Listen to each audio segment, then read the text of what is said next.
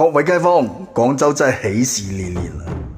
喺琴晚閉幕嘅第14屆中國藝術節上呢，正式揭曉咗第18屆文華獎獲獎名單。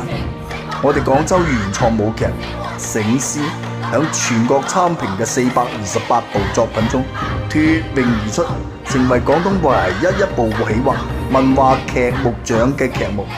《醒獅》係由廣州歌舞劇院創演，係國內首部以國家級非遺廣東醒獅為核心題材嘅民族舞劇。呢部劇歷經7年打磨，演出咗300幾場，之前已經獲得好多獎項㗎啦，包括中國舞蹈荷花獎等。總之呢，又有社會效益，又有經濟效益。呢次更加巴閉，奪得咗文化旅遊部主辦嘅專業舞台藝術政府最高獎文華劇目獎。呢個獎有幾巴閉，大家可以百度一下。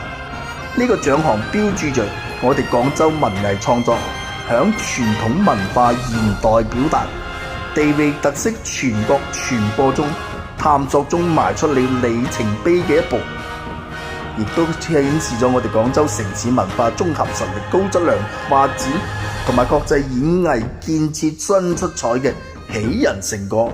呢次終於飲得杯落啦，仲唔輪到廣州出人頭地？